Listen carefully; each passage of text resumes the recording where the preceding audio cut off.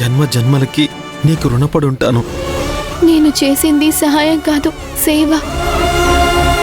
మా అత్తగారికి చేసిన సేవ.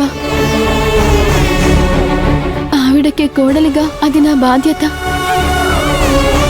కోడలంటే ఇంటికి ఇంకొక కొడుకు లాంటిది. ఆ ప్రకారం చూస్తే నేను చేసింది మా అమ్మ కోసమే కదా. నీలాంటి ఒక కోడలు దొరకడం మా అమ్మ చేసుకున్న పుణ్యం.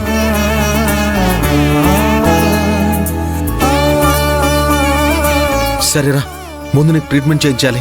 అశ్విన్, ఇప్పుడేమొద్దు. మీ అమ్మగారు ఇప్పుడే స్పృహలోకి వచ్చారు కాబట్టి ఏ క్షణంలోనైనా నిన్ను పిలవచ్చు.